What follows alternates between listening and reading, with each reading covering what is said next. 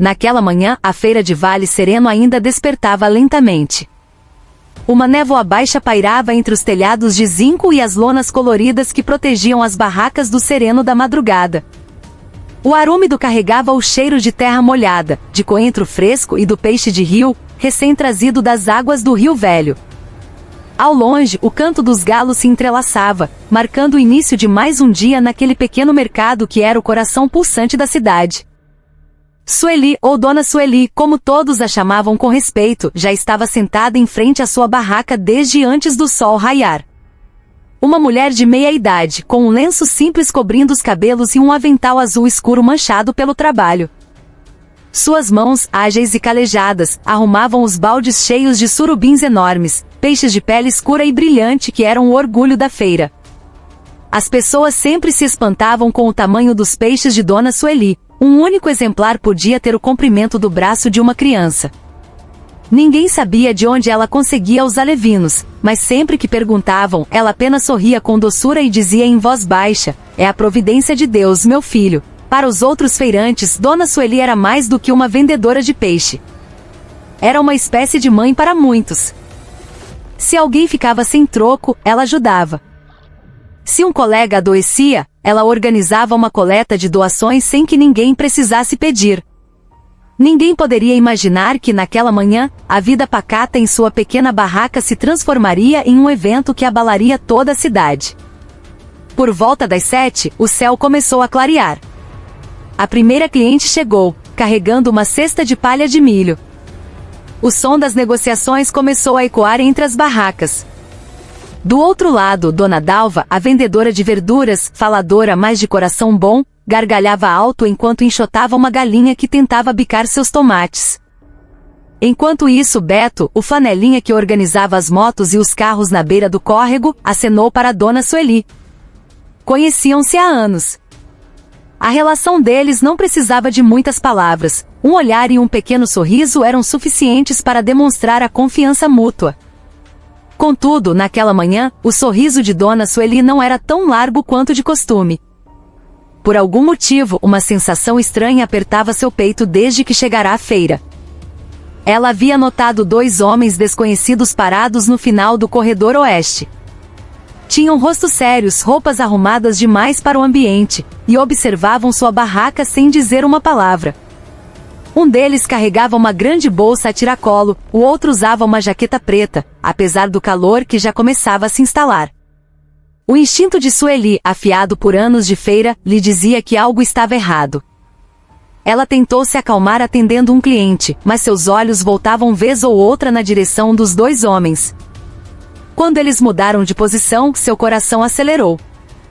Chegou a derrubar a balança quando um deles acendeu um cigarro, sem desviar o olhar dela. Beto, que observava de longe, se aproximou. "Aconteceu alguma coisa, Dona Sueli?" Ele perguntou em voz baixa. Ela balançou a cabeça. "Não é nada, deve ser só impressão minha. Mas desde cedo tem 2 homens ali que parecem estar me vigiando." Beto olhou na direção indicada e sussurrou: "Talvez sejam jornalistas, seus surubins são famosos." Mas em seu íntimo, Beto também sentiu um calafrio. Aqueles homens não pareciam nem jornalistas, nem clientes. A postura deles era rígida demais, o olhar, atento demais. Ele prometeu a si mesmo que ficaria de olho. Pouco depois das 8, a feira estava em seu auge. O barulho dos vendedores, dos compradores e a melodia distante de uma música sertaneja vinda de um boteco próximo se misturavam no ritmo característico do lugar. Tudo parecia normal, até que o som fraco de uma sirene se fez ouvir ao longe. No início, as pessoas pensaram que era uma ambulância passando na estrada principal, mas o som foi ficando cada vez mais próximo, mais nítido. Finalmente, 2 viaturas da polícia pararam em frente ao portão da feira, seguidas por um carro preto sem placa dianteira. A atmosfera mudou instantaneamente.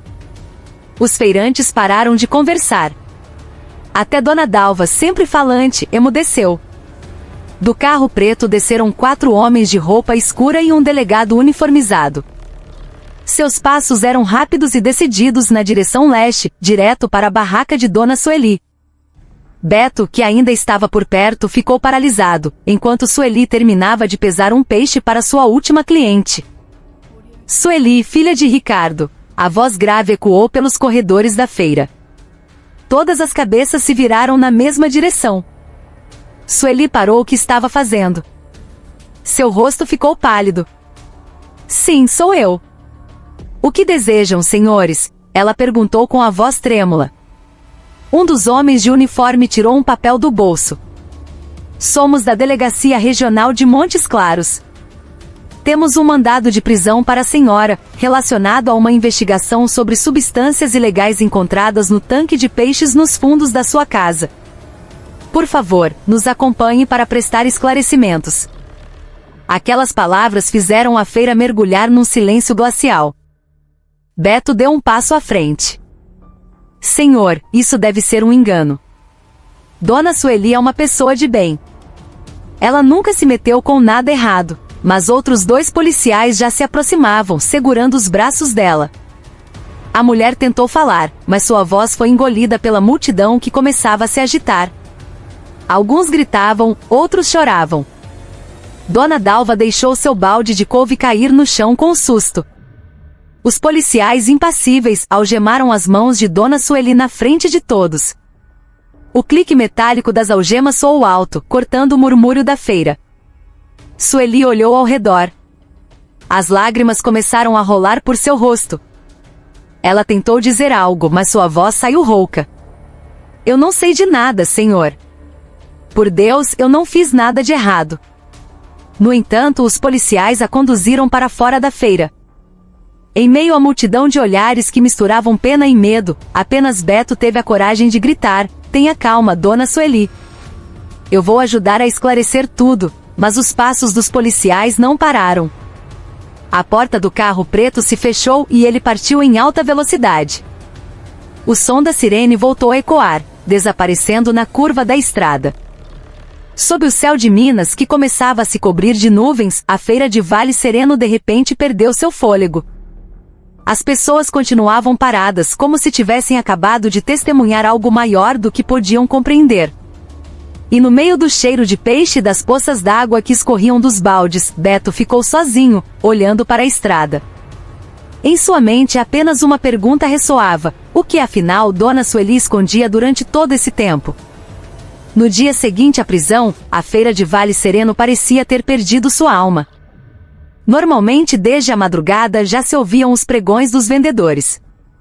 Mas desta vez, o que se ouvia eram apenas sussurros nos corredores estreitos. As pessoas ainda não conseguiam acreditar que Sueli, a mulher que todos conheciam como uma figura bondosa e generosa, estava agora numa cela de delegacia, com as mãos algemadas. Beto ficou um longo tempo parado em frente à barraca agora vazia. Os grandes baldes ainda estavam lá. A água dentro deles estava turva e começava a cheirar mal. Os últimos surubins que não foram vendidos se debatiam fracamente. Sobre a pequena mesa de madeira, a balança antiga e o avental azul de Sueli ainda estavam pendurados num prego. O vento da manhã trazia um cheiro de peixe que agora parecia doloroso. Beto suspirou, o coração pesado. Ele não conseguia aceitar que aquela mulher fosse acusada de algo ilegal. Ele se lembrava de como ela havia começado tudo. 5 anos atrás, depois que seu marido, Ricardo, morreu afogado no tanque de peixes atrás de casa, Sueli vendeu suas poucas joias e abriu a pequena barraca na feira. No início, vendia apenas peixes que pescava no rio, mas aos poucos aprendeu a criar seus próprios surubins. Era conhecida por sua paciência, trabalho duro e perseverança. As pessoas diziam que o surubim de Sueli tinha um sabor diferente. A carne era mais firme e saborosa. Ninguém sabia o segredo que fazia seus peixes crescerem tanto, mas todos consideravam aquilo uma bênção por seu esforço e suas orações. Naquela época, Clara, sua filha mais nova, tinha acabado de terminar o ensino médio. Ela queria fazer faculdade, mas a situação financeira não permitia. Então foi para Betim, trabalhar numa fábrica de autopeças para ajudar a mãe. Mesmo distante, ligava quase todas as noites. Sua voz era suave, mas sempre cheia de preocupação. Mãe, se cuida, viu? Não trabalhe demais na feira. E Sueli sempre respondia com uma risada baixa. Pode deixar, minha filha. Não se preocupe, sua mãe é forte. Essa voz agora era apenas uma lembrança na cabeça de Clara, longe, em Betim. Quando a notícia da prisão de sua mãe se espalhou pelos jornais locais online, Clara tinha acabado de sair de um turno extra. Leu a notícia numa mensagem de uma amiga. Suas mãos tremeram. Ela não podia acreditar. Pediu uma licença imediata e pegou o primeiro ônibus noturno para o interior. Durante toda a viagem, sua mente era um turbilhão de medo, raiva e confusão. Para ela, sua mãe era a pessoa mais honesta que conhecia. Era impossível que Sueli estivesse envolvida em algo sujo. Enquanto isso, Beto começou a notar algo estranho ao redor da barraca. Encontrou marcas de um carrinho de mão na terra úmida, como se tivesse sido usado na noite anterior, muito depois do fechamento da feira. Ele se agachou, seguindo as marcas até os fundos do mercado, onde um corredor levava a um canal de escoamento. Lá, encontrou um pedaço de tecido molhado, de cor marrom clara. Parecia um retalho de uma roupa de trabalho. Ele reconheceu o padrão. Era do mesmo tecido da camisa que Ricardo, o falecido marido de Sueli, costumava usar. O coração de Beto disparou. Ele olhou para o pedaço de pano por um longo tempo, depois o guardou no bolso sem dizer nada. Sua mente começou a se encher de perguntas. Ricardo estava mesmo morto, ou havia algo que fora escondido por muito tempo? No final da tarde, Clara chegou à pequena casa na beira da plantação de milho onde sua mãe morava. A casa estava interditada com uma fita da polícia. Ela se sentou nos degraus de cimento, olhando para o tanque de peixes nos fundos, agora coberto por uma lona azul.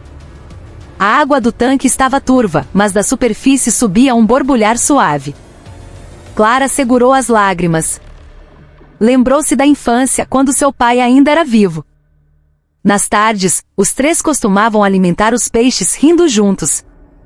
Agora, o tanque era apenas silêncio e cheiro de lodo. Dona Dalva se aproximou, trazendo um prato com pão de queijo. Seu rosto estava triste. Coitadinha da Clara. Sua mãe é uma boa pessoa. Mas agora o pessoal da feira está com medo. Dizem que esse tanque era usado para guardar coisa estranha. Clara a encarou, contendo a raiva. Tia, por favor, não fale assim. Minha mãe nunca se meteu com nada errado.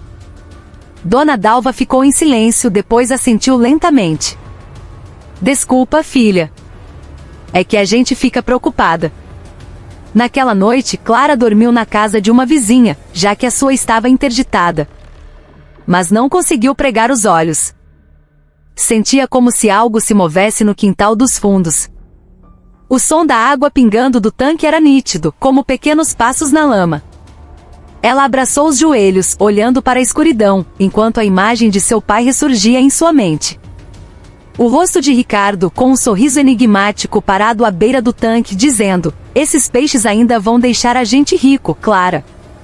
Mas às vezes, para ficar rico rápido, o homem esquece dos limites. Na manhã seguinte, Beto foi encontrar Clara. Entregou-lhe o pedaço de tecido que encontrara. Achei isso nos fundos da feira. Acho que é importante. Clara pegou o tecido com as mãos trêmulas. Reconheceu o padrão na hora. É da camisa do meu pai. Onde o senhor achou isso? Beto respondeu em voz baixa. Perto do canal, não muito longe da barraca da sua mãe. Acho que alguém esteve lá na noite passada, mas ainda não sei quem. Os olhos de Clara se encheram de lágrimas. Ela começou a perceber que tudo aquilo talvez não fosse tão simples. Talvez houvesse algo não resolvido no passado de sua família. Em outro lugar, no escritório da administração da feira, seu Vidal, o administrador, estava sentado em sua sala abafada. Ele olhava para os relatórios da polícia com uma expressão tensa. Pela janela via os pequenos grupos que ainda comentavam a prisão de Sueli. Ele sabia que aquele nome arrastaria muitas coisas consigo. Dentro da gaveta de sua mesa havia um envelope pardo contendo uma carta e a assinatura de Ricardo, o marido de Sueli, datada de 3 anos atrás. Um contrato para um projeto chamado Surubim Gigante. Ele encarou a carta por um longo tempo e suspirou pesadamente. Lá fora, o céu de Minas parecia claro. Mas no coração das pessoas da feira de Vale Sereno, nuvens escuras começavam a se formar. Na terceira manhã após a prisão de Sueli, uma névoa densa ainda cobria a feira de Vale Sereno. O ar úmido trazia o cheiro de lama, verduras murchas e peixe esquecido. Os corredores estreitos, geralmente movimentados, pareciam desertos. Alguns feirantes decidiram fechar suas barracas mais cedo.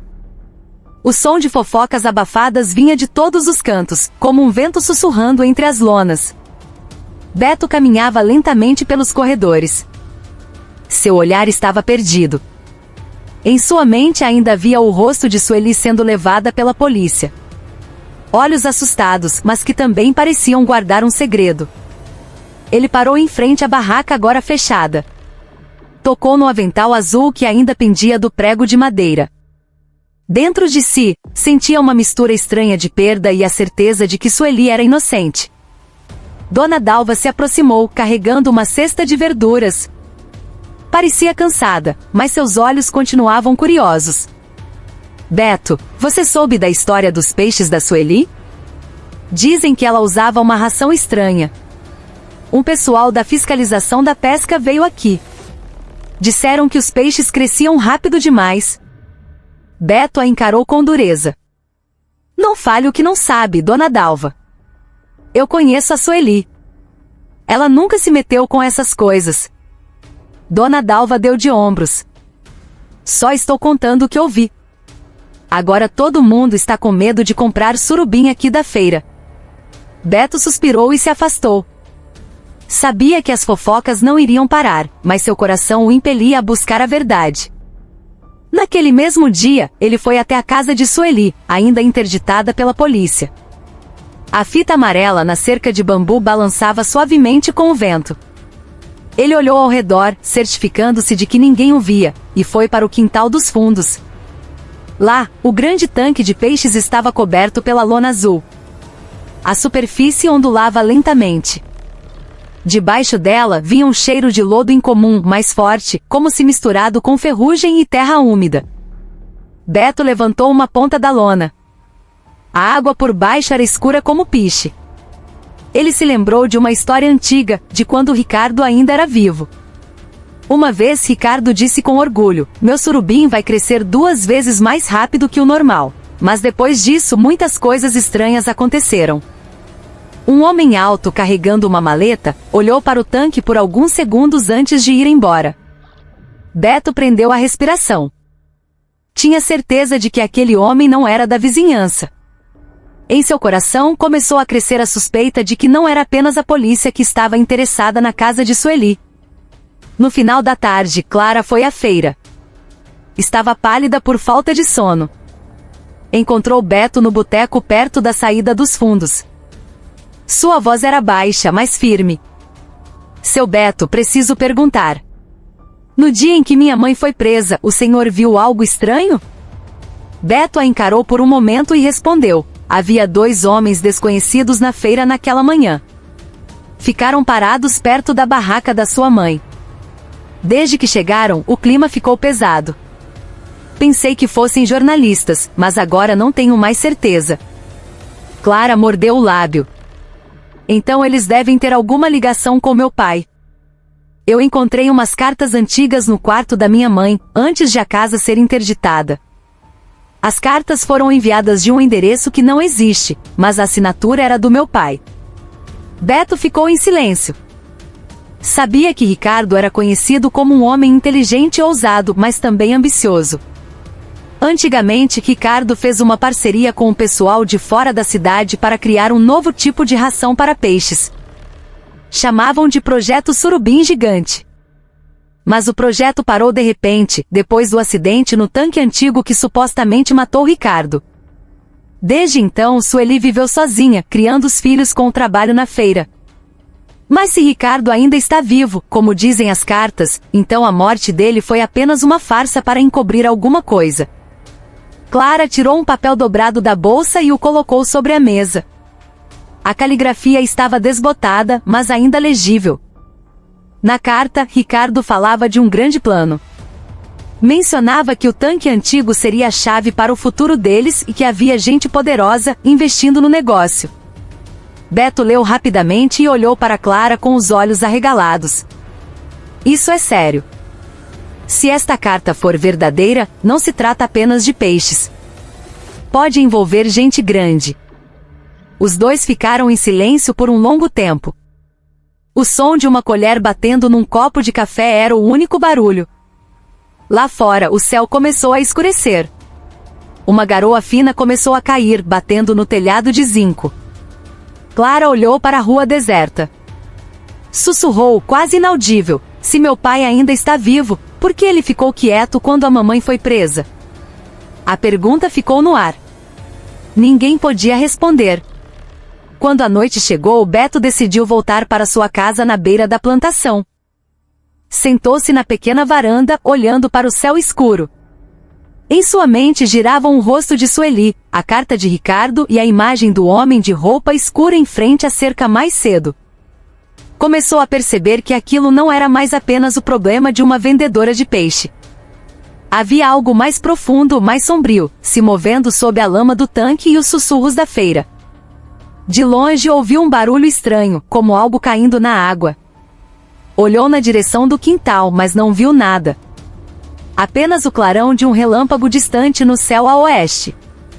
Ele fechou os olhos por um momento, tentando se acalmar, mas em seu coração, sabia que aquilo era apenas o começo.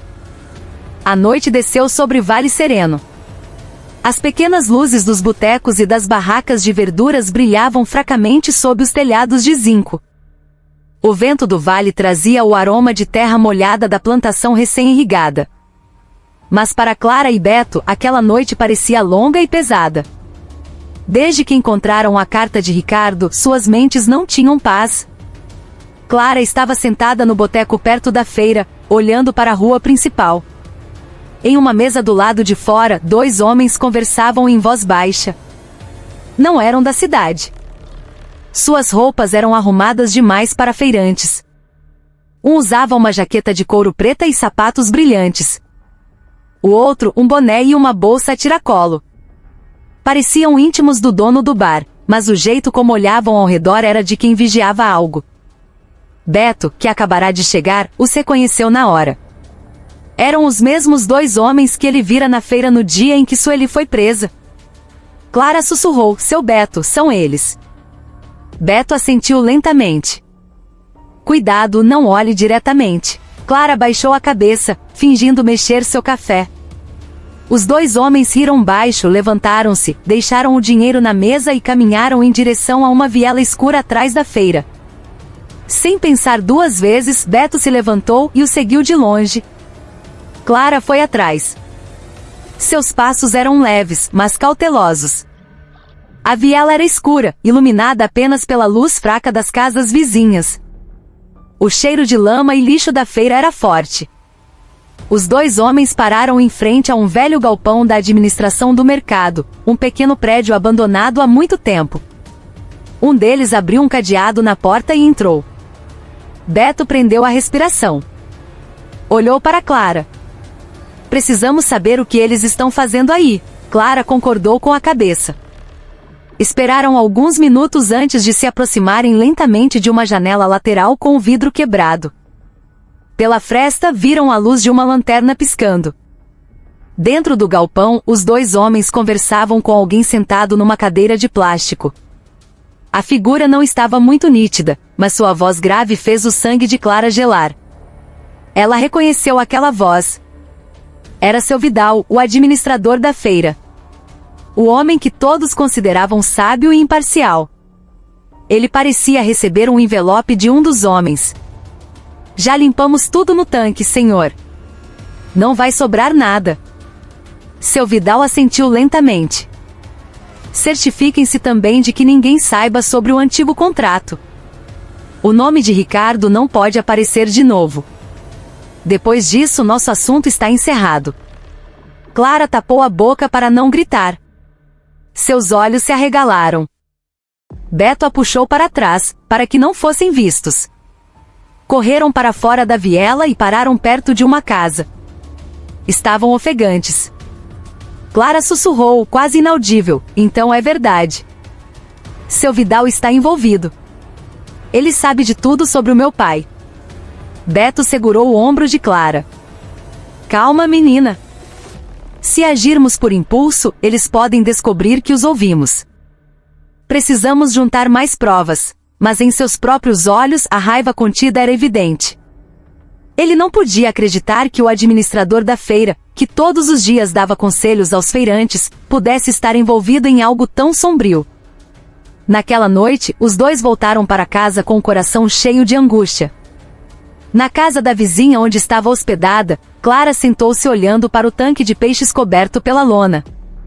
O som da água pingando de um cano era rítmico, como o tic-tac de um relógio numa sala vazia.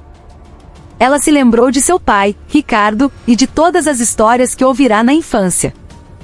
Ele costumava dizer que o homem devia sonhar grande, mas nunca disse que os sonhos podiam fazer as pessoas perderem o rumo. Em outro lugar, em sua grande casa na rua principal da cidade, seu Vidal estava sentado sozinho na sala de estar. À sua frente, um copo de chá já frio. Ele abriu uma gaveta e tirou uma pasta surrada com a inscrição Projeto Surubim Gigante do Vale. Dentro, havia uma foto antiga de Ricardo e vários documentos com a assinatura de uma empresa estrangeira. Ele olhou para a foto por um longo tempo.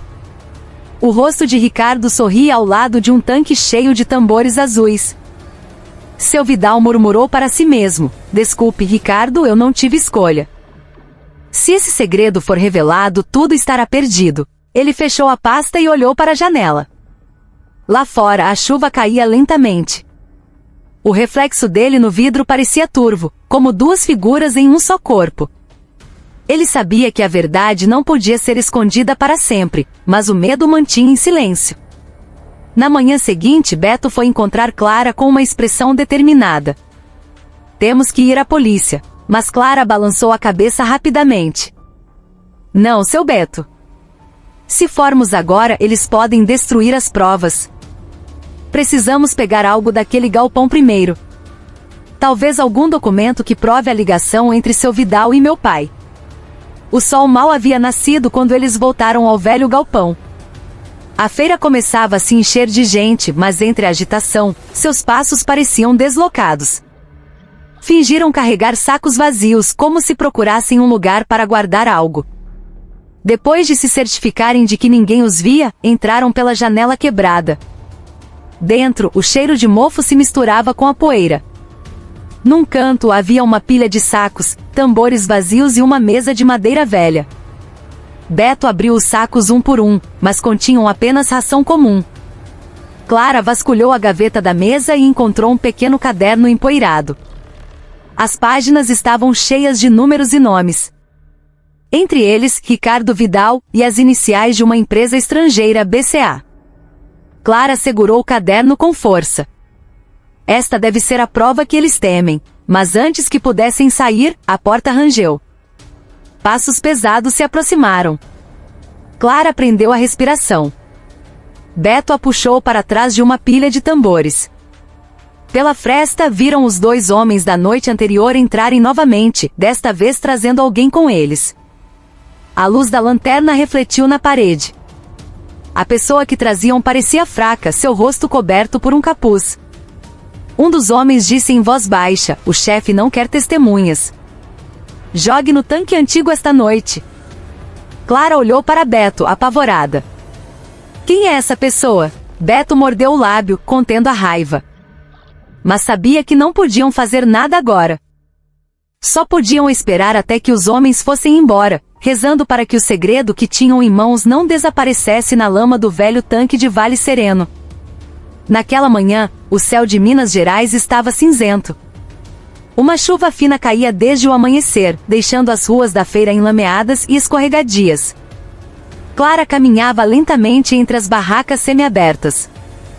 Cada passo era acompanhado por olhares curiosos dos feirantes. O nome de Dona Sueli ainda era um sussurro em cada canto. Alguns começavam a acreditar nos boatos de que o tanque atrás de sua casa escondia algo terrível. Clara apenas baixava a cabeça. Sabia que não adiantava discutir com pessoas que preferiam acreditar em fofocas na verdade. Beto já a esperava no final da feira, perto do ponto de estacionamento. Seu rosto parecia cansado, mas seus olhos permaneciam alertas. Em sua mão, estava o pequeno caderno que encontraram no galpão. Ele olhou ao redor antes de falar. Não podemos guardar este caderno em casa, menina. É arriscado demais. Clara assentiu. Sabia que as pessoas que eles estavam investigando não eram amadoras. Cada passo precisava ser cuidadoso. Decidiram esconder o caderno na casa de seu Darto, um velho amigo de Beto que morava na beira da plantação e raramente saía. Era um homem conhecido por ser quieto, mas honesto. Depois de entregar o caderno, Beto e Clara foram até o pequeno posto policial na beira da estrada. Queriam saber as últimas notícias sobre Dona Sueli, mas a resposta que receberam apenas apertou mais o coração de Clara. Desculpe, moça, disse um dos policiais com um tom indiferente. Sua mãe foi transferida para a delegacia regional para investigação complementar. Não temos mais detalhes. Clara encarou o policial. Transferida para onde, senhor? Perguntou ela baixinho. O policial apenas balançou a cabeça e voltou para sua mesa. Beto puxou a mão de Clara para fora, antes que a emoção dela explodisse. Do lado de fora eles ficaram sob uma grande mangueira. A chuva parou, mas o ar ainda estava frio. Clara olhava para a estrada. Estou com medo, seu Beto. Se minha mãe for acusada sem provas, quem vai poder ajudá-la? Beto tentou acalmá-la. Calma, menina. Já temos uma pista. Aquele caderno pode ser a chave. Mas também precisamos saber quem são as iniciais BCA que estão escritas lá. Naquela tarde, eles voltaram à feira na esperança de encontrar algum rastro daquelas iniciais. No boteco, encontraram um motorista de caminhão que transportava ração de peixe chamado Léo. Ele era amigável, mas falava com cautela. Depois de alguns minutos de conversa fiada, Beto perguntou discretamente: Amigo, você já ouviu falar de uma empresa, BCA, nos negócios do surubim gigante? Léo os encarou seriamente e depois riu brevemente. Nossa, vocês são corajosos de perguntar sobre algo que pode fazer gente sumir. Mas vou lhes dizer uma coisinha. BCA não é daqui, é gente da capital. Antigamente vinham muito aqui com o seu Ricardo antes de o projeto acabar. Diziam que era uma empresa gringa, Biocorp Ambiental. É só isso que sei. O nome de Ricardo fez o sangue de Clara correr mais rápido. O seu Ricardo ainda está vivo, não está? Léo perguntou de repente, com um tom hesitante. Porque eu mesmo vi, uns 2 anos atrás, num pequeno porto perto do Rio Velho. O rosto dele estava mais velho e magro, mas eu tenho certeza que era ele. Clara ficou paralisada, as lágrimas quase caindo. Seu pai, por quem ela chorou por tanto tempo, talvez ainda estivesse vivo.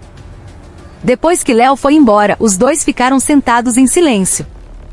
A chuva voltou a cair, batendo suavemente no telhado do bar. Beto olhou para longe, pela janela. Se o Ricardo está mesmo vivo, então há 2 possibilidades. Ou ele é uma vítima nesse jogo, ou foi ele quem começou tudo. Clara apertou as mãos. Eu preciso saber a verdade, seu Beto. Custe o que custar.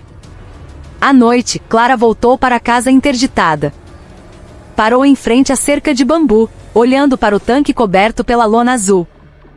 A meia-lua aparecia entre as nuvens. O vento trazia um som estranho do quintal, como algo se movendo na água. Ela caminhou lentamente em direção ao tanque. Por entre as frestas da lona, viu pequenas bolhas subindo à superfície. A água ondulava suavemente, embora não houvesse vento forte. Clara prendeu a respiração. Pensou que fosse apenas um animal, mas quando olhou mais de perto, algo a fez recuar alguns passos. Sob a superfície da água, parecia haver a sombra do rosto de alguém olhando para cima. Seu coração disparou.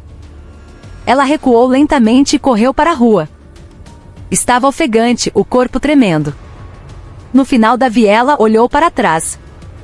O tanque estava calmo novamente, como se nada tivesse acontecido. Na manhã seguinte, uma notícia chocante chegou através dos moradores. Um homem de meia-idade foi encontrado desmaiado na margem do Rio Velho. Seu corpo estava coberto de lama e pequenos ferimentos nas mãos. A polícia veio e o levou para o posto de saúde da cidade. Clara, ao ouvir a notícia, foi imediatamente para lá com Beto. Quando chegaram, uma enfermeira tinha acabado de limpar o corpo do homem. Seu rosto era magro, a pele escura queimada pelo sol. Mas ela também percebeu que a partir daquele momento eles não estavam apenas buscando a verdade, mas enfrentando algo maior e mais perigoso do que podiam imaginar. Do lado de fora do posto de saúde, o céu estava claro, mas o ar parecia pesado. Da direção da feira, o som de galinhas e vendedores voltava ao normal. No entanto, no coração de Clara, aquele não era um dia comum. Era o dia em que o passado ressurgia da lama, trazendo segredos que foram engolidos pelo silêncio do velho tanque de Vale Sereno.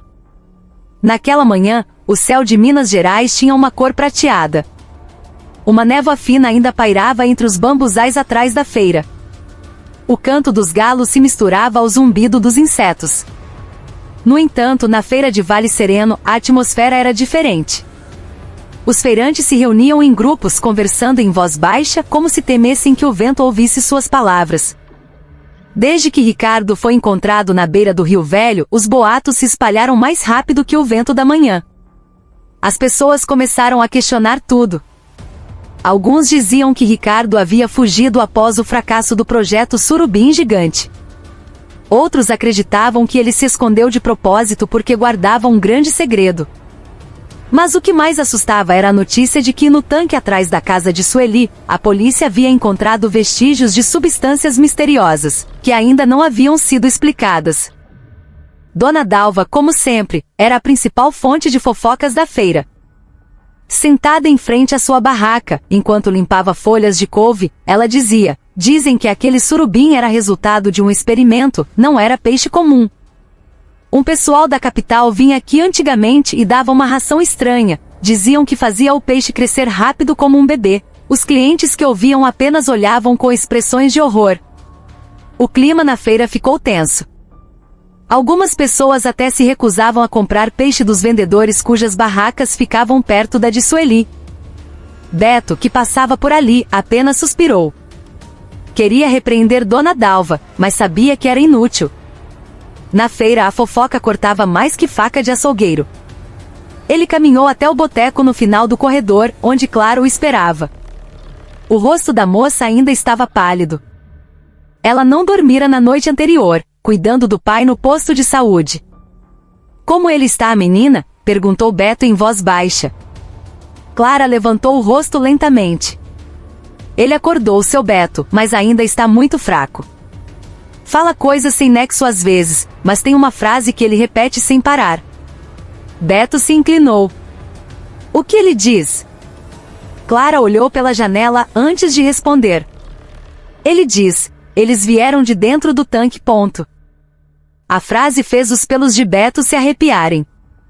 Ele sabia que Ricardo não estava delirando. Ricardo sempre foi conhecido por ser inteligente, mas também cheio de segredos. Aquelas palavras deviam ter um significado. Naquela tarde, os dois foram ao posto de saúde. Ricardo estava deitado numa cama de ferro. Seu corpo estava enfaixado, seus olhos turvos, mas cheios de um peso. Ao ver Beto e Clara, seus lábios se moveram lentamente. "Vocês precisam ouvir com atenção." Sua voz era rouca. "No passado eu realmente trabalhei com gente da capital, uma empresa estrangeira. Eles disseram que queriam ajudar os piscicultores, mas trouxeram produtos químicos para testes. Eu desconfiei, mas já era tarde demais." Ricardo parou por um momento, respirando com dificuldade. 3 trabalhadores desapareceram depois disso. Disseram que caíram no tanque, mas eu sei que foram eliminados. Eu quis sair do projeto, mas eles me ameaçaram. Disseram que envolveriam a Sueli se eu abrisse a boca. Por isso, fingi minha morte naquele acidente.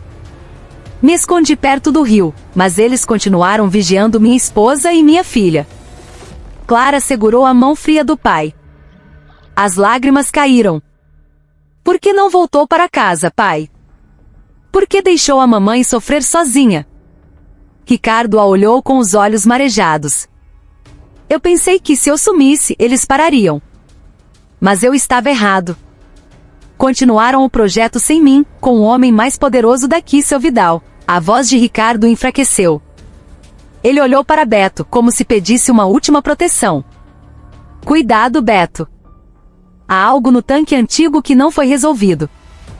Logo depois, Ricardo desmaiou novamente. Clara, em pânico, chamou a enfermeira. Beto ficou parado, rígido. As últimas palavras de Ricardo giravam em sua cabeça. Há algo no tanque antigo. Ele sabia que não se tratava apenas de lama ou peixe. Enquanto isso, na cidade, seu Vidal estava sentado em seu escritório espaçoso. Da grande janela, via a plantação de milho e o rio sinuoso ao longe. Mas sua mente estava longe de estar tranquila. Sobre a mesa, um jornal com a manchete: Ricardo, dado como morto, é encontrado vivo. Suas mãos tremeram ao dobrar o jornal.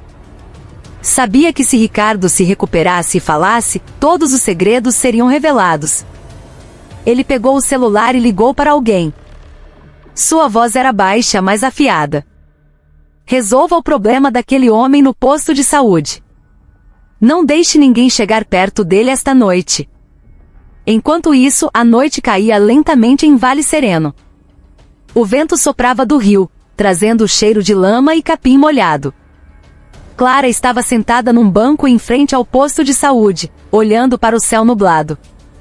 Ela não sabia que na pequena estrada que levava ao prédio, dois homens de roupa escura caminhavam lentamente sob a luz fraca dos postes. Um deles carregava uma pequena maleta. Dentro do quarto, Beto ainda estava sentado na cadeira ao lado da cama de Ricardo. Olhava para o homem ainda inconsciente. Em seu coração, prometeu que se seu Vidal estivesse realmente envolvido, ele não ficaria quieto. Descobriria o que estava escondido no tanque antigo, mesmo que tivesse que cavar com as próprias mãos. Naquela noite, o som dos sapos coachando vinha do pântano dos fundos. Clara quase adormeceu na cadeira quando a luz do corredor piscou de repente. Duas sombras escuras apareceram no final do corredor. Seus passos eram quase inaudíveis. Clara abriu os olhos, olhando naquela direção. Seu coração disparou. E quando um deles fechou a porta do quarto de seu pai por dentro, ela soube que aquela não era uma noite comum no pequeno posto de saúde de Vale Sereno. O som dos grilos no jardim dos fundos se misturava ao assobio do vento noturno que passava pelas frestas da janela do posto de saúde. A luz do corredor piscou mais uma vez antes de se estabilizar, fraca. Clara apertou sua pequena bolsa. Seu instinto gritava perigo. Ela se levantou lentamente e caminhou em direção ao quarto do pai. De trás da porta, ouvia-se um som baixo, como de sapatos no chão. Beto, que ainda estava sentado na sala, virou-se imediatamente quando a porta rangeu. Dois homens de roupa escura entraram sem dizer muito. Um deles carregava algo sob a jaqueta. Beto levantou-se de um salto, bloqueando o caminho. Quem são vocês? O que querem aqui? Um deles o encarou com frieza. Desculpe, senhor. Este é um assunto nosso. É melhor o senhor sair. Ninguém sai daqui até que expliquem o que vieram fazer, disse Beto com voz firme. Ele se posicionou entre os dois homens e a cama de Ricardo. Do lado de fora, Clara prendeu a respiração, espiando pela fresta da porta. Um dos homens se aproximou, abrindo uma pequena maleta. Um brilho metálico foi visto lá dentro. Beto, por instinto, agarrou uma cadeira e a arremessou contra o homem. A cadeira de madeira atingiu seu ombro com um baque surdo que ecoou na sala.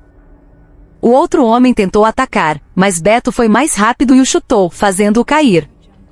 Clara empurrou a porta e entrou, gritando por socorro. A enfermeira de plantão veio correndo. Ao ver a confusão, apertou o botão de alarme de emergência. Logo, uma pequena sirene soou no posto de guarda da frente. Dois seguranças que passavam por ali entraram e detiveram os dois homens. Depois que tudo se acalmou, Beto sentou-se no chão. Estava ofegante, mas seus olhos ainda observavam atentamente. Clara correu para o pai. Ricardo ainda estava deitado, mas seus olhos se abriram um pouco. Ele sussurrou fracamente: são homens do Vidal. Não deixem que ele encontre os documentos no galpão antigo. É a chave. Depois de dizer isso, Ricardo enfraqueceu e fechou os olhos. Os seguranças levaram os dois homens para a recepção. Quando a luz da lanterna iluminou seus rostos, ficou claro. Um deles era o motorista de caminhão que costumava entregar ração de peixe na casa de Sueli. Beto o reconheceu. Na manhã seguinte, a notícia do ataque no posto de saúde se espalhou rapidamente. Os moradores ficaram ainda mais assustados. Alguns começaram a fechar seus negócios mais cedo. Diziam que era um mau presságio. Outros acreditavam que as almas das vítimas do projeto Surubim Gigante estavam furiosas. Dona Dalva, mais uma vez, foi a primeira a espalhar a história, dizendo que Ricardo trouxera uma maldição do tanque antigo. Quem se aproximasse sofreria as consequências. Beto ouviu a fofoca com o coração ardendo. Foi até a barraca de Dona Dalva e a encarou. Pare com isso, senhora. Não aumente o medo das pessoas. Mas Dona Dalva apenas riu. Só estou dizendo que todo mundo está ouvindo. Se tem medo da verdade, não se meta com coisas obscuras. Suas palavras eram como veneno. Beto preferiu se afastar. Enquanto isso, seu Vidal estava sentado em seu escritório com o rosto sombrio. A notícia do fracasso de seus homens o deixou inquieto. Sabia que seu tempo estava acabando. Se Ricardo se recuperasse totalmente, tudo seria revelado. Ele olhou para um mapa antigo do projeto pendurado na parede. Havia uma marca vermelha em um ponto perto do rio. O tanque antigo. Ele ligou para alguém. Sua voz era baixa, mas firme. Esta noite vamos acabar com tudo. Destrua aquele lugar antes que a polícia sinta o cheiro. Enquanto isso, Clara e Beto decidiram voltar ao galpão antigo. Precisavam encontrar os documentos que Ricardo mencionou antes que desaparecessem para sempre. Ao entardecer, eles levaram lanternas e um pequeno saco. O céu parecia sombrio, com nuvens escuras se formando. Ao chegarem ao galpão, o ar ao redor parecia pesado. A porta de madeira estava entreaberta, como se alguém tivesse acabado de entrar. Beto sinalizou para Clara ficar em silêncio. Entraram lentamente. O cheiro de mofo misturado com peixe os recebeu. No canto onde encontraram o caderno, agora estava vazio. Havia apenas um resquício de cinza sobre a mesa. Clara se agachou, examinando as cinzas com os dedos trêmulos. Eles chegaram primeiro, seu Beto. Queimaram tudo. Beto olhou ao redor. Mas o Ricardo disse que havia algo no tanque antigo, não aqui. Ele olhou pela janela na direção onde a sombra do velho tanque se destacava sob a luz dos relâmpagos. Eles teriam que ir até lá, naquela mesma noite. Clara olhou para Beto com hesitação. Mas seu Vidal com certeza também está indo para lá. Beto assentiu lentamente. Então temos que ser mais rápidos. A chuva começou a cair forte quando eles deixaram o galpão. O caminho de terra estava escorregadio. O som dos trovões ecoava. Em meio ao barulho da chuva, eles caminharam rapidamente em direção ao rio. O tanque antigo os esperava na escuridão, como uma mandíbula pronta para engolir os segredos dos homens. A chuva daquela noite caía sem parar. A água corria forte pelo caminho de terra em direção ao rio, tornando os passos de Clara e Beto cada vez mais pesados. Relâmpagos cortavam o céu, iluminando o caminho por um instante antes de mergulhá-los de volta na escuridão. Ao longe, a sombra de uma grande árvore se erguia à beira do tanque antigo. Era ali que toda a história começara e talvez onde também terminaria. Eles caminharam lentamente através do mato molhado. O cheiro de lama misturado com capim selvagem enchia o ar. Clara segurava a lanterna com a mão trêmula. Sua pequena luz dançava entre as folhas molhadas.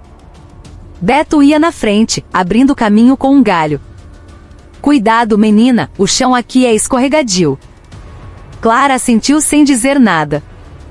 Ao chegarem à beira do tanque, ambos pararam. A superfície da água estava agitada, apesar da chuva não ser tão forte. Na margem, havia marcas frescas de pneus de caminhonete. Eles chegaram primeiro, disse Beto em voz baixa. Ele apontou a lanterna para o meio do tanque. Pedaços de tábuas e sacos rasgados flutuavam. O cheiro de peixe misturado a algo penetrante fez Clara cobrir a boca. Seu Beto, olha ali, do lado direito. Sua voz era um sussurro quase inaudível. Sob a grande árvore, havia um monte de terra recém-revolvida. Beto se aproximou lentamente e se agachou para examinar. A terra ainda estava fofa e no topo, um pequeno pedaço de bambu estava fincado. Ele começou a cavar com as mãos. A lama grudava em seus dedos, mas ele não parou. Minutos depois, algo duro tocou sua mão. Uma pequena caixa de madeira, grossa como 2 dedos, emergiu da terra. Clara ajudou a limpá-la. A caixa era pesada e estava trancada. Em sua superfície estavam gravadas as letras BCA, as mesmas iniciais do caderno. Deve ser isso que o Ricardo falou, disse Clara, ofegante. Beto tentou abrir a fechadura, mas não conseguiu. De repente, atrás deles, o som de um galho se partindo. Os dois se viraram ao mesmo tempo. À luz da lanterna, 3 figuras se aproximavam sob um grande guarda-chuva. Uma delas carregava uma lanterna potente. Beto rapidamente puxou Clara para se esconderem atrás de um arbusto. Pela fresta das folhas, viram seu Vidal caminhando na frente com o rosto tenso. Atrás dele, 2 homens carregavam pás e um galão. A voz de Vidal era clara em meio à chuva. Certifiquem-se de que tudo isso termine esta noite. Não pode sobrar nada. Queimem todos os documentos e afundem o resto. Fomos longe demais para voltar atrás. Um de seus homens perguntou hesitante, mas chefe, e se a polícia aparecer? Vidal o encarou. Nenhum policial virá a este lugar no meio de uma tempestade como esta. Clara prendeu a respiração, agarrando o braço de Beto. Quase chorou ao ver o rosto de Vidal, a quem sempre considerará como um pai. Beto sussurrou baixinho, temos que ficar escondidos até eles irem embora. Os 3 homens começaram a cavar no mesmo lugar onde a caixa fora encontrada. Felizmente não perceberam que a caixa já havia sido removida. Um deles abriu o galão e derramou um líquido na terra. Uma pequena chama se acendeu e a chuva logo a apagou, mas foi o suficiente para irritá-los. Vidal praguejou e mandou que voltassem ao carro para pegar outras ferramentas. Quando eles se afastaram, Beto puxou Clara para fora do esconderijo. Temos que ir agora. Leve esta caixa para um lugar seguro. Eles amarraram a caixa com um pano e a esconderam num saco de estopa. No entanto, quando estavam prestes a voltar para a estrada, a luz de um farol de carros iluminou. Vidal não estava longe. Ele viu 2 sombras se movendo entre as árvores. Ei, quem está aí? Gritou. Clara e Beto correram o mais rápido que puderam, através do mato escorregadio e das raízes das árvores. O som de passos os perseguindo ecoava atrás deles. A luz da lanterna cortava a escuridão. A chuva ficava mais forte, embaçando a visão. Beto quase escorregou, mas Clara segurou sua mão. Eles correram em direção a uma pequena subida. Ofegantes, as pernas pesadas, mas não pararam. De trás, ouviram a voz furiosa de Vidal, peguem eles. Não deixem escapar. 2 homens de roupa escura os perseguiam. Clara viu uma pequena cabana na beira da plantação e puxou Beto para dentro. Esconderam-se atrás de uma pilha de sacos de arroz. A chuva abafava o som de suas respirações. Pela fresta da parede de bambu, Clara viu as 2 sombras pararem em frente à cabana. Um deles apontou a lanterna para o campo e sussurrou, não podem ter ido longe no meio desta chuva. Depois de alguns minutos que pareceram horas, os 2 homens foram embora. Clara olhou para Beto com os olhos molhados. Estamos salvos por enquanto, seu Beto. Beto assentiu. Limpou o rosto coberto de lama e segurou a caixa com firmeza. Lá fora, a chuva começou a diminuir. O som dos sapos na plantação substituiu o barulho dos trovões. Clara olhou para a caixa por um longo tempo. Dentro dela, devia haver algo que faria alguém matar. Ela perguntou em voz baixa: Seu Beto, se o conteúdo desta caixa for realmente perigoso, o que vamos fazer? Beto olhou para longe, na direção do tanque ainda visível pela fresta da cabana. Vamos abri-la, mas não esta noite. É muito arriscado. Amanhã de manhã, levaremos para o seu Ricardo. Só ele sabe o que tudo isso significa. Naquela noite, os dois ficaram sentados em silêncio na cabana úmida, esperando o amanhecer. A pequena caixa entre eles parecia conter o sopro de um mundo sombrio. Lá fora, o tanque antigo jazia em silêncio sob a chuva, como se guardasse outros segredos ainda não revelados. A manhã chegou lentamente em Vale Sereno. A névoa espessa ainda cobria a plantação e as árvores ao longo da estrada para a feira. A luz do sol penetrava fracamente entre as nuvens cinzentas, deixando um ar frio que cortava a pele. Dentro da pequena cabana, Clara acordou com o corpo cansado. Suas roupas ainda estavam úmidas da chuva da noite. Ao seu lado, Beto estava sentado, encostado na parede de bambu, segurando a pequena caixa de madeira. Já é dia, menina. Precisamos ir ao posto de saúde antes que aquelas pessoas percebam, disse Beto em voz baixa. Clara assentiu, esfregando o rosto pálido. Olhou para a caixa no colo de Beto. Parecia comum, mas a aura ao seu redor tornava o ar pesado. Havia um arranhão no lado direito e uma mancha escura no canto inferior, como um sinal de que estivera enterrada por muito tempo. Eles caminharam lentamente pela estrada de lama em direção ao posto de saúde. O céu começava a clarear, mas o ar ainda estava úmido. Ao chegarem, a porta do quarto de Ricardo era guardada por 2 policiais. Um deles reconheceu Beto. Podem entrar, senhor. Mas não demorem. O paciente acabou de acordar. Dentro do quarto, Ricardo estava deitado, fraco, mas seus olhos estavam mais claros. Clara correu para abraçar o pai, chorando. Beto colocou a caixa de madeira na pequena mesa ao lado da cama. Ricardo olhou para a caixa por um longo tempo e fechou os olhos por um momento. Então, vocês a encontraram? Sua voz era fraca, mas nítida. Sim, pai, respondeu Clara com a voz trêmula. O que é isso, afinal?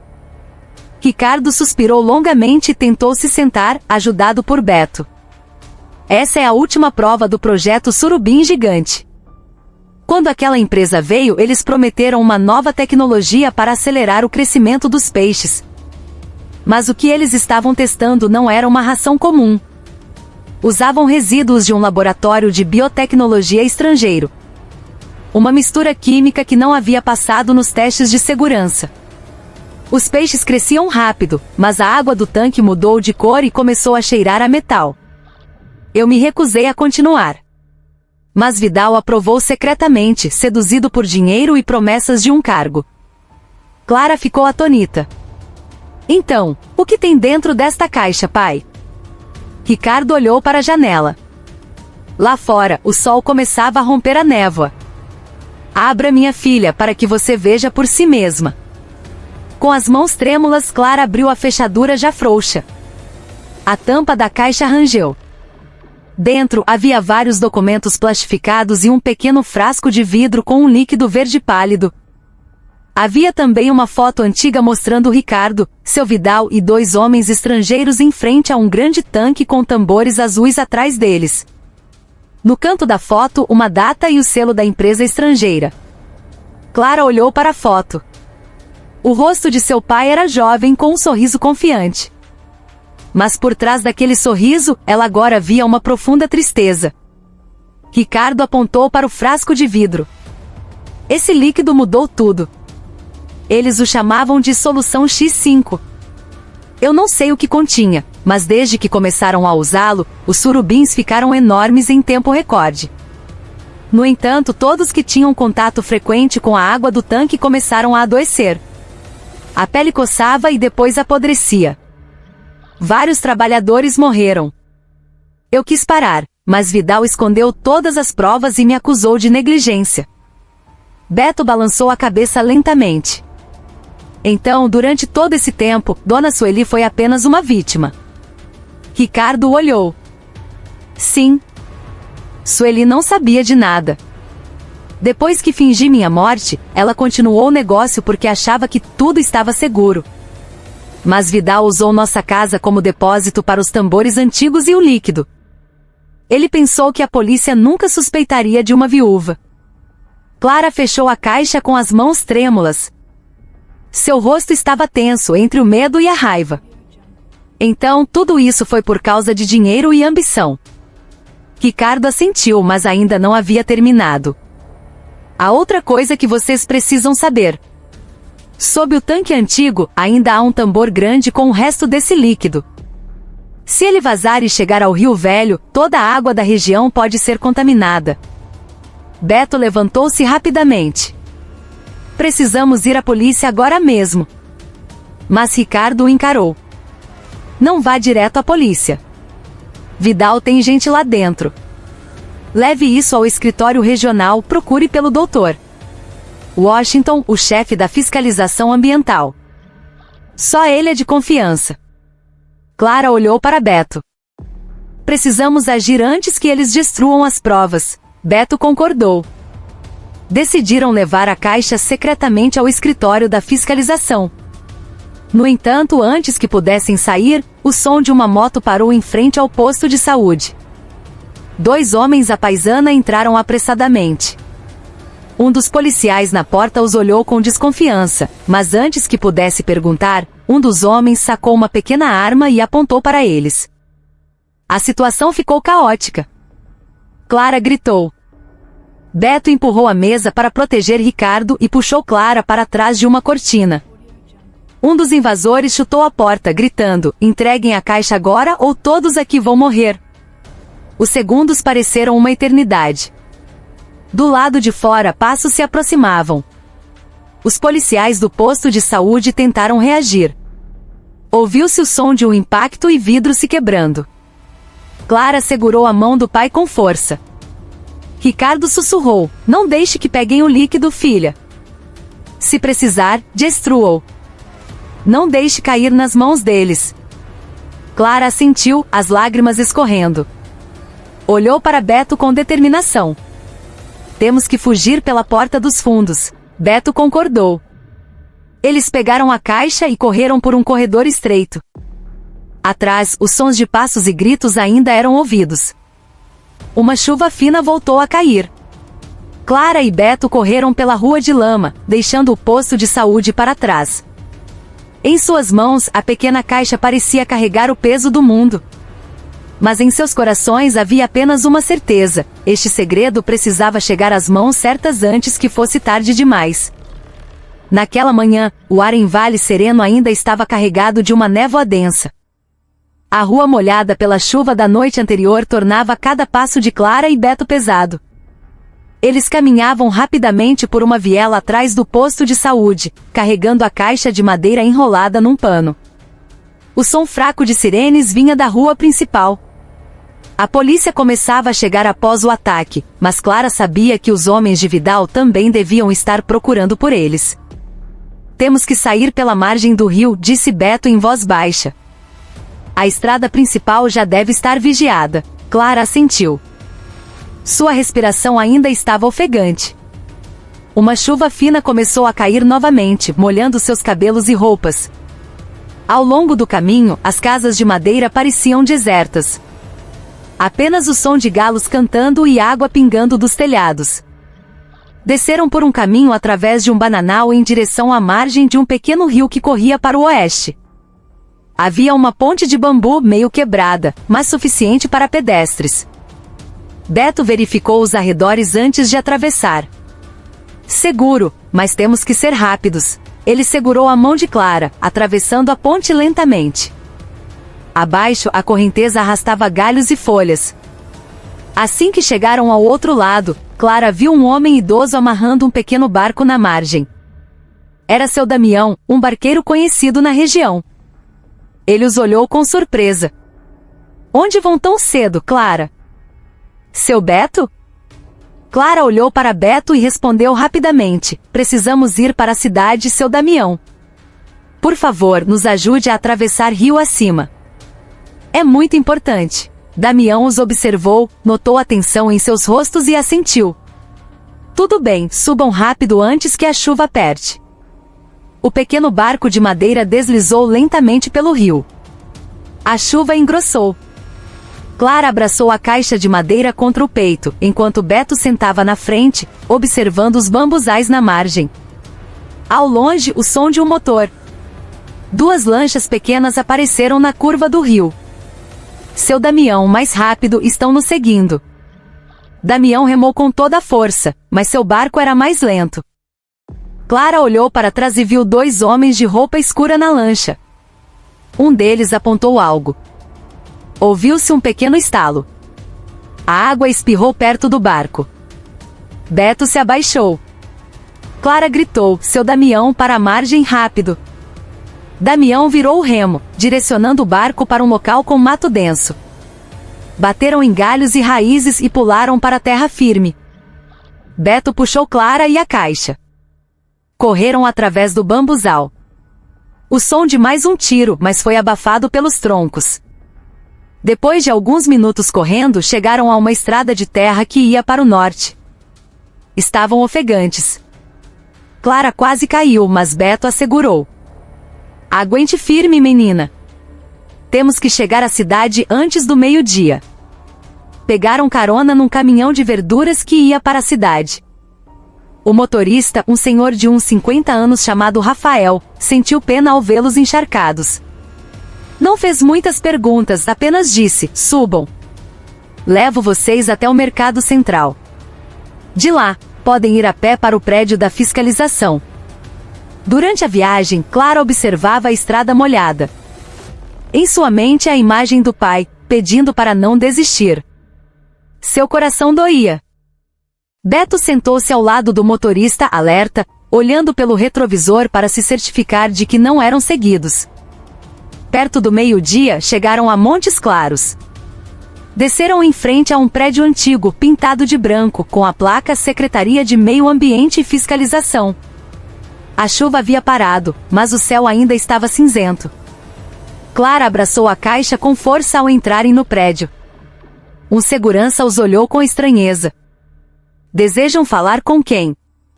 Queremos falar com o doutor Washington, o chefe da fiscalização. Diga que é um assunto urgente sobre o projeto Surubim Gigante de Vale Sereno. O segurança ficou em silêncio por um momento, depois os olhou seriamente. Aguardem um instante. Logo, um homem de óculos saiu de uma sala. Seu rosto era firme, mas amigável. Ele reconheceu o nome mencionado. Sou eu, doutor Washington. Do que se trata? Clara o olhou com os olhos marejados. Abriu o pano e mostrou a caixa de madeira. Isto, senhor, é a prova sobre um projeto que causou a morte de muitas pessoas. Meu pai, Ricardo, era o técnico que trabalhava lá. Doutor Washington os observou por um longo tempo e fez um sinal para que entrassem em seu escritório. Lá dentro, ele abriu a caixa, examinando os documentos. Ao ver o logotipo da empresa estrangeira, seu rosto ficou sério. Correto. Estes são os documentos que procuramos há anos. Mas por que só apareceram agora? Porque alguém os escondeu, respondeu Beto. Essa pessoa se chama Vidal, o antigo chefe do projeto em Vale Sereno. Ele ainda está solto e tem gente na polícia. Doutor Washington respirou fundo. Eu conheço esse nome. Ele trabalhou aqui antes de ir para o setor privado. Suspeitávamos há muito tempo, mas não tínhamos provas. Com isto podemos acionar a Polícia Federal e o Ministério. Mas vocês precisam ter cuidado. Eles não ficarão parados. Clara baixou a cabeça. Estamos prontos, senhor. O importante é que a verdade venha à tona. Doutor Washington os olhou profundamente. Certo. Esta noite, enviarei cópias destes documentos para Brasília por um canal seguro. Mas, para a segurança de vocês, não voltem para Vale Sereno por enquanto. Há uma casa de hóspedes vazia nos fundos do prédio. Fiquem lá. Clara assentiu aliviada, mas ainda com medo. Olhou pela janela, vendo o céu da tarde começar a avermelhar. Ao longe, pássaros voavam para seus ninhos. O mundo parecia calmo, mas ela sabia que a tempestade ainda não havia acabado. Em outro lugar, numa sala escura sob uma grande casa, Vidal estava sentado com o rosto sombrio. Um de seus homens relatou nervoso: "A caixa está com eles, chefe. Entregaram para Washington." Vidal olhou para a parede e sorriu levemente. "Então vamos mudar o jogo. Espalhem uma mensagem para todos na feira. Digam que Clara e Beto são os verdadeiros culpados. Deixem que o povo os julgue. Este mundo acredita mais fácil em fofocas do que na verdade." Lá fora, o vento da tarde soprava. Vale Sereno parecia tranquila. Mas por trás da calma, o fogo da calúnia começava a ser aceso. Naquela tarde, o vento soprava suavemente, trazendo o cheiro úmido da plantação. A feira de Vale Sereno, geralmente movimentada, estava agora cheia de sussurros. Entre as barracas de verduras e os botecos, uma nova notícia se espalhava mais rápido que a fumaça da fritura. Diziam que Clara e Beto não eram vítimas, mas os culpados. Que eles roubaram documentos do projeto e mataram pessoas para encobrir seus rastros. Essa era a história que ecoava em cada canto da feira. Dona Dalva, sempre a fonte mais rápida de fofocas, contava com entusiasmo: "Eu ouvi de gente de dentro. Eles foram contratados por estrangeiros para vender a fórmula do peixe venenoso para outros lugares. Que crueldade! E pareciam tão educados." As mulheres que ouviam balançavam a cabeça. Algumas olhavam com pena, mas a maioria com medo. Seu Rafael, o motorista do caminhão que os ajudara, estava sentado no boteco fumando. Não acreditava na história, mas quando 2 homens estranhos chegaram e pagaram sua bebida, um deles sussurrou em seu ouvido: "Cuidado, amigo. Às vezes as pessoas boas também têm más intenções." Aquilo foi o suficiente para calar seu Rafael. A fofoca se transformará em convicção. Ao anoitecer, os nomes de Clara e Beto se tornaram um espectro. No grupo de mensagens dos moradores, alguém enviou uma foto dos dois na cidade. A imagem se espalhou rapidamente. O rosto cansado de Clara e Beto segurando a caixa eram nítidos. O texto abaixo dizia: "Cuidado, eles são os culpados pelo projeto do peixe venenoso." Enquanto isso, na pequena casa de hóspedes atrás da Secretaria de Fiscalização, Clara estava sentada na beira da cama. Lia as mensagens em seu celular com os olhos arregalados. "Seu Beto, olhe isso. Todo mundo na feira está dizendo que somos os culpados." Beto, sentado perto da janela, olhava para a tela de seu próprio celular. A mesma mensagem. Ele suspirou. "O mundo vira rápido, menina. Antes acreditavam em nós, agora somos os vilões. Mas tenha calma, a verdade ainda terá sua vez." "Doutor." Washington entrou na sala, trazendo uma pilha de papéis e algumas fotos. Seu rosto estava tenso. "Acabei de saber. A calúnia foi espalhada pelos homens de Vidal. Eles subornaram jornalistas locais e distribuíram fotos de vocês para a mídia. Já contatei a Polícia Federal, mas levará tempo para limpar seus nomes." Clara olhou para o doutor. Washington com os olhos vermelhos. "Então eles podem vir aqui a qualquer momento, senhor." "Não estamos seguros." "Eu sei", disse Washington. "É por isso que esta noite vocês precisam se mudar para minha casa em Diamantina. É seguro e longe da agitação. Eu mesmo guardarei os documentos e enviarei as cópias para Brasília esta noite." Beto olhou para Clara e assentiu. "Certo, senhor, nós iremos. Mas, para ser sincero, não acredito que Vidal vá parar por aí." "Doutor." Washington o encarou seriamente. "Eu também não. Mas se desistirmos, eles vencem." Naquela noite, eles se prepararam. Lá fora, uma chuva fina caía. Quando estavam prestes a sair, a janela da casa de hóspede se quebrou.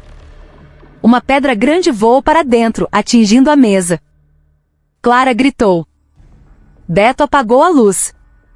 De fora, ouviram gritos. Peguem eles. São os culpados. A luz de tocha se movia entre as árvores. Sombras de dezenas de pessoas eram visíveis no pátio, carregando paus e porretes. Doutor. Washington puxou Clara e Beto para a porta dos fundos. Não os enfrentem. Vamos sair pelo galpão dos fundos. Eles se abaixaram e saíram, atravessando o mato molhado. De dentro da casa, ouviam o som de vidro se quebrando e gritos. A multidão começara a depredar. Clara chorava em silêncio. Aquelas pessoas são nossos amigos, seu Beto. Eles nos conhecem. Beto olhou para frente sem se virar. Pessoas com raiva acreditarão em qualquer um que lhes dê um motivo. Agora estão sendo manipuladas. Correram por uma trilha em direção a uma pequena floresta. Ao longe, as luzes das lanternas da multidão ainda os perseguiam. A chuva engrossou, abafando o som de seus passos. Depois de alguns minutos, pararam sob uma grande figueira. Doutor. Washington abriu um pequeno mapa.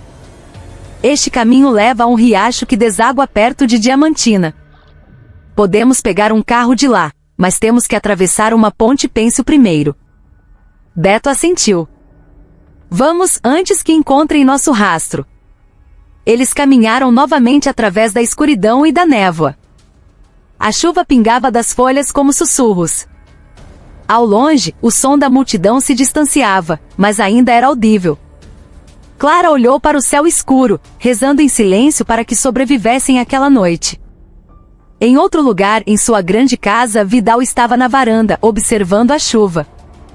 Um de seus homens se aproximou com um telefone. Tudo pronto, chefe. As pessoas acreditaram na notícia.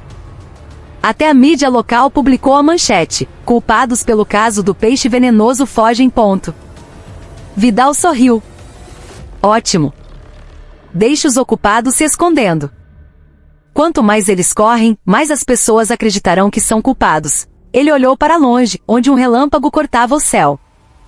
Em sua mente, aquela noite era a noite da vitória.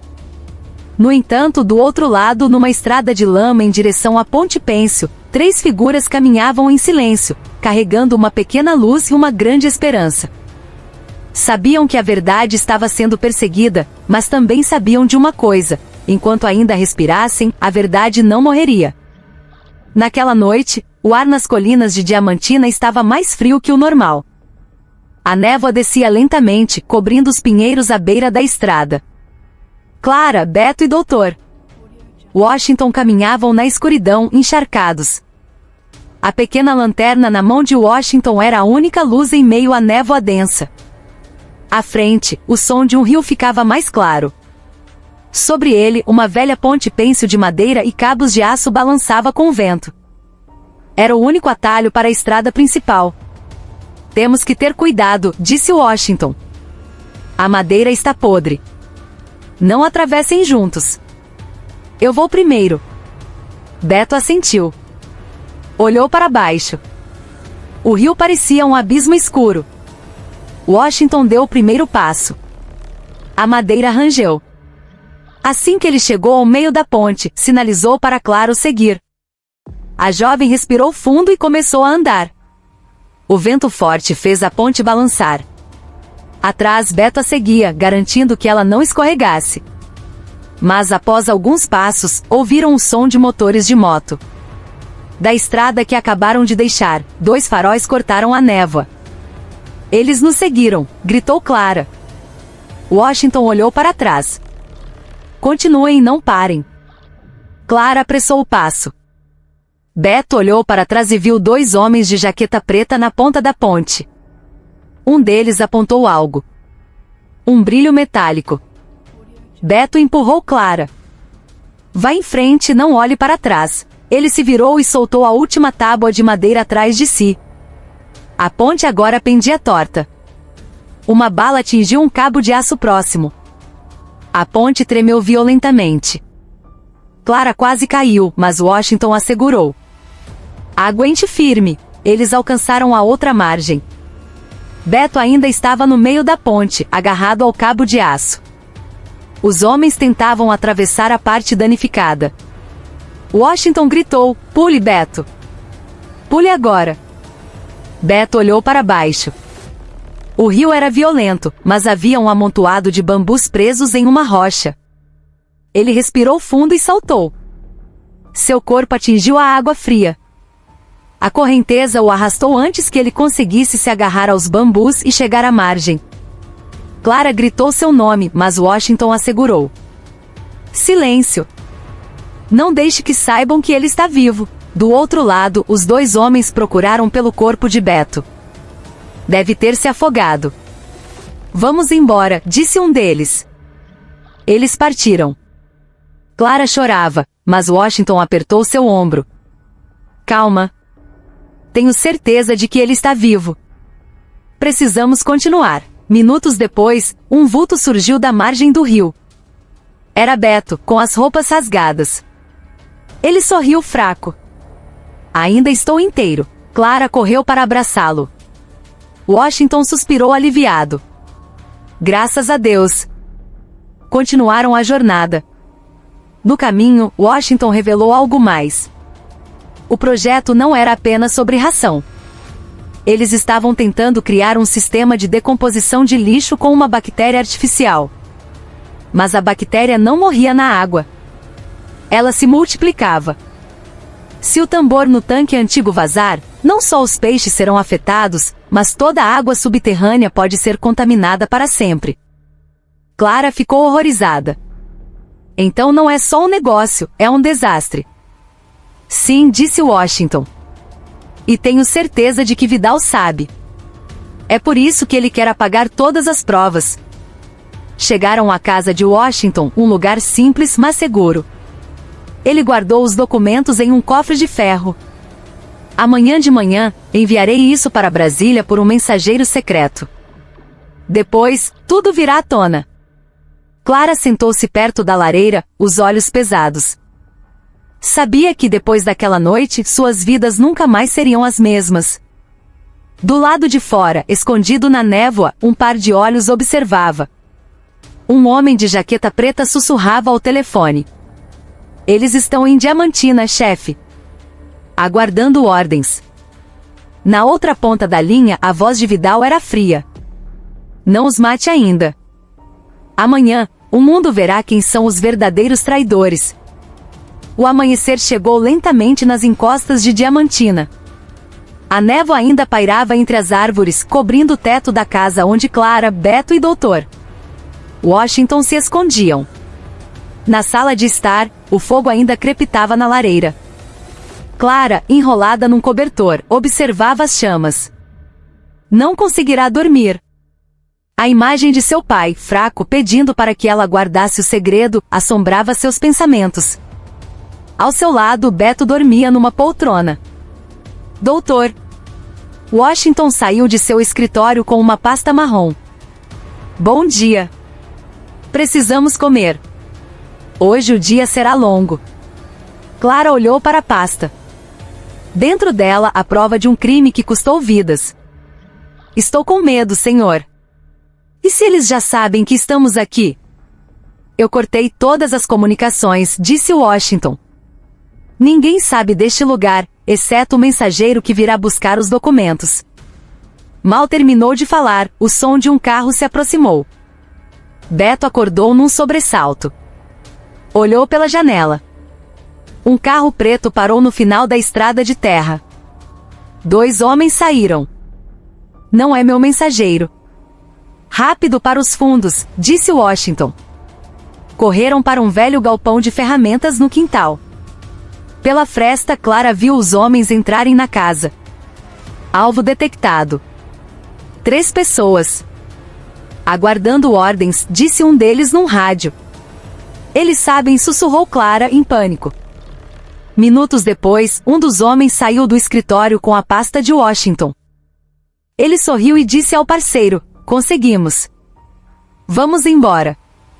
Clara quase gritou, mas Washington a impediu. Deixe-os levar. São apenas cópias. Ele tirou um pequeno envelope de dentro da camisa.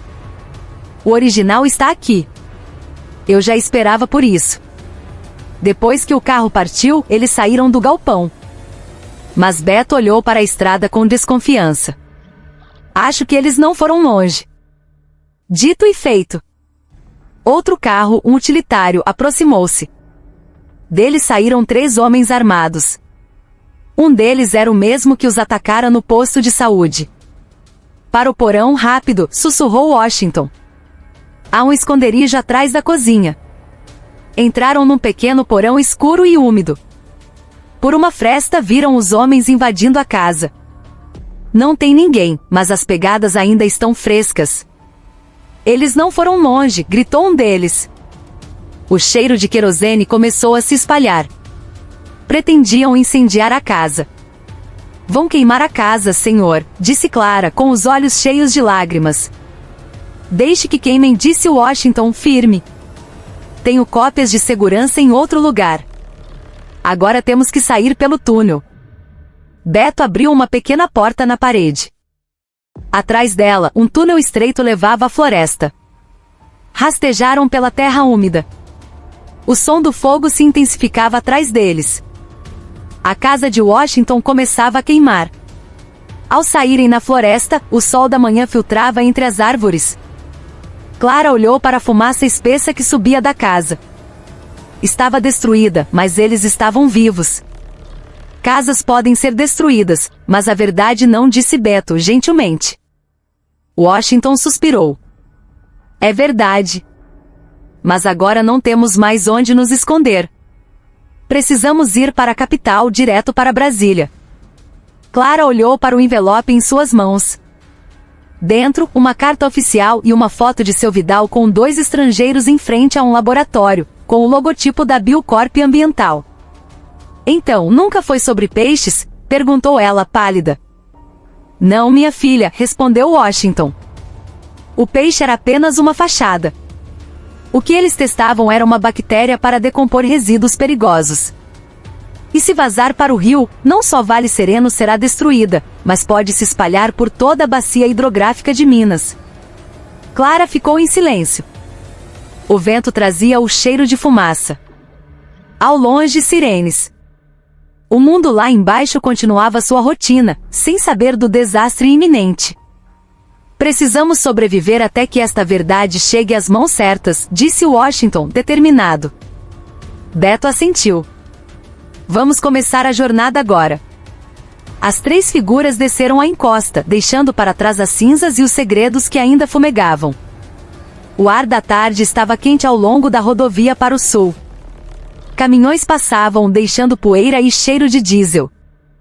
Na beira da estrada, 3 pessoas caminhavam, exaustas, Clara, Beto e Doutor Washington.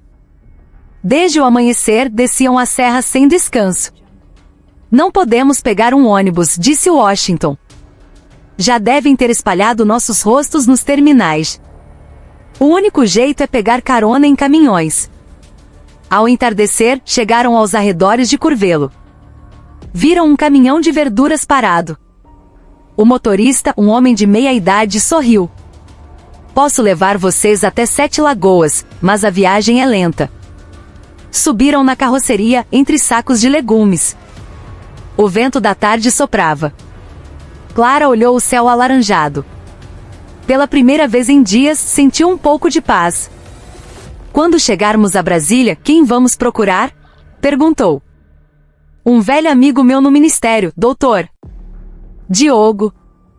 Ele fazia parte da equipe de pesquisa do seu pai. Só ele pode explicar a origem do líquido e parar o projeto da Biocorp, respondeu Washington.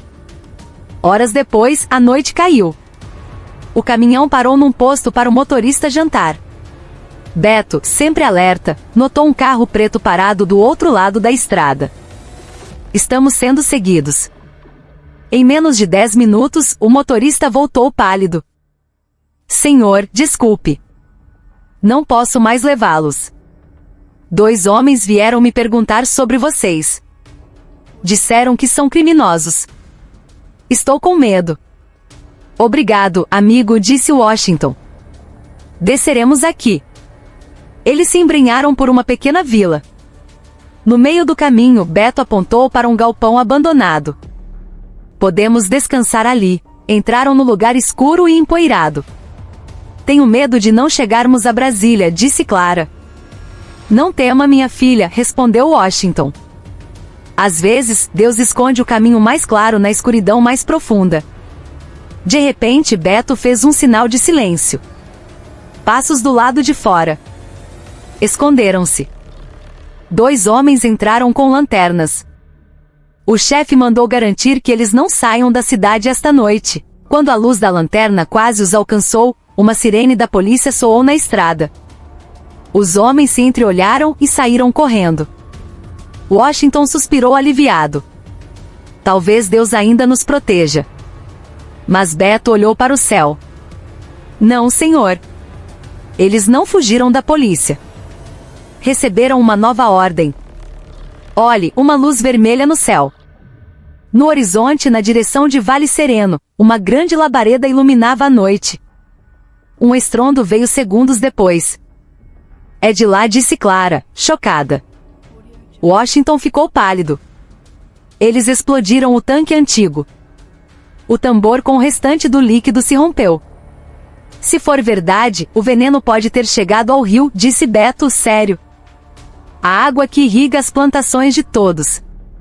Clara cobriu a boca, segurando um soluço. Meu Deus, todas as pessoas da cidade. Sim, confirmou Washington. É por isso que temos que chegar a Brasília o mais rápido possível. Se essa bactéria começar a se espalhar, não temos mais do que 2 dias antes que a contaminação chegue à represa principal. Naquela noite, eles deixaram o galpão. Atrás deles, o fogo de Vale Sereno ainda tingia as nuvens de vermelho. O mundo deles estava em chamas, mas a determinação não se apagara. Clara apertou o envelope e sussurrou uma promessa a si mesma.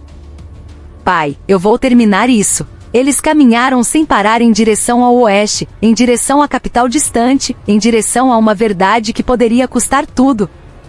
O céu de Brasília naquela manhã estava cinzento, como se guardasse um grande segredo. O ar úmido e empoeirado pesava nos pulmões. Na pequena rodoviária, um ônibus velho parou. 3 pessoas desceram, exaustas e sujas. Eram Clara, Beto e Dr. Washington. 2 dias de viagem sem dormir, acompanhados pelo medo, pela fome e pela esperança que restava. Clara segurava o envelope com a verdade que poderia salvar inúmeras vidas. Não podemos demorar, disse Washington. Precisamos encontrar o doutor Diogo no ministério. Só ele pode revelar isso. Pegaram um transporte até a esplanada dos ministérios. O prédio alto e branco se erguia imponente. Um guarda na entrada reconheceu o doutor Washington, um antigo pesquisador do Ministério do Meio Ambiente, e permitiu a entrada. Numa pequena sala de reuniões, um homem de cabelos grisalhos os esperava. Era o doutor Diogo. Há quanto tempo, Washington? Pensei que não veria mais. Ainda estou aqui, respondeu Washington fraco. Mas nosso tempo é curto.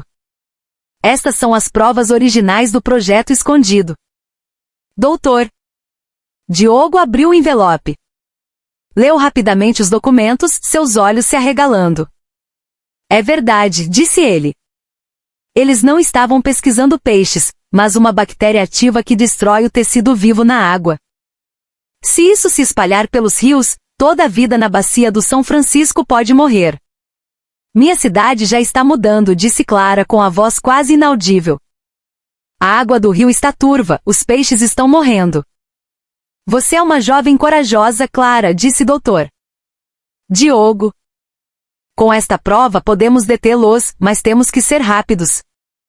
Antes que pudessem continuar, uma pequena explosão soou do lado de fora do prédio.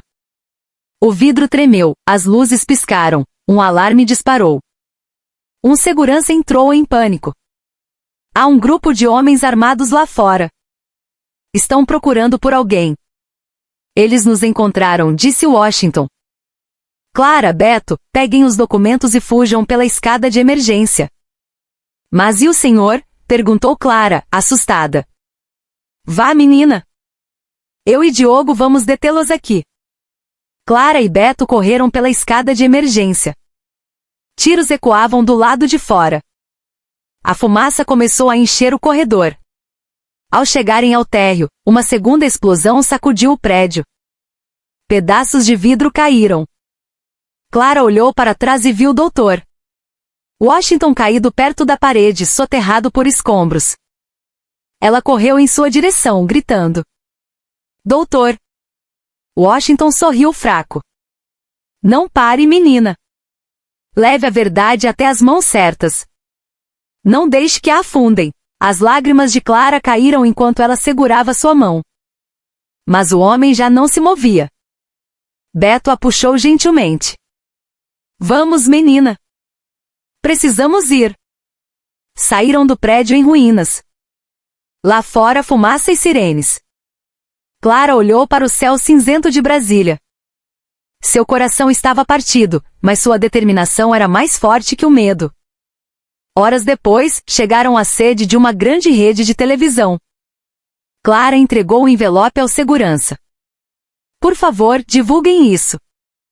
O mundo precisa saber. O segurança, vendo o rosto de Clara coberto de feridas e lágrimas, assentiu e levou o envelope para a redação. Naquela noite, a notícia explodiu nas telas de todo o país. O caso do projeto secreto da Biocorp foi revelado. Imagens do laboratório subterrâneo e relatórios sobre a bactéria perigosa foram exibidos. O nome do pai de Clara, Ricardo, foi mencionado como o cientista que tentou parar o projeto antes de sua suposta morte. Doutor Washington foi lembrado como um herói. Clara assistia à televisão num pequeno quarto alugado. Suas lágrimas corriam lentamente. Obrigada, doutor. Washington sussurrou ela. A verdade finalmente chegou. Beto sentou-se ao seu lado. Às vezes a verdade custa caro, menina. Mas não importa o preço, ela não pode morrer. Dias depois, o principal responsável pelo projeto foi preso no aeroporto. Seu rosto era frio, sem remorso. Ao ser interrogado, disse apenas que cumpria ordens de gente mais de cima. Esses nomes nunca foram encontrados. O tempo passou. O rio em Vale Sereno começou a ser limpo. O governo ajudou os moradores. Na entrada da feira, um pequeno monumento de pedra foi erguido. Nele, uma frase simples: a verdade pode ser submersa, mas nunca se afogará. Clara estava parada em frente ao monumento com Beto. O vento da tarde soprava, trazendo o cheiro de terra molhada. O rio agora corria límpido, refletindo a luz dourada do entardecer. Clara olhou para o céu. Pai, eu cumpri minha promessa. A verdade não está mais escondida na lama. Beto a olhou com um sorriso tranquilo. Você lutou com um coração puro, Clara. Agora é hora de viver o seu futuro. O sol se pôs lentamente atrás das colinas. O som suave de um sino de igreja ecoou ao longe. Clara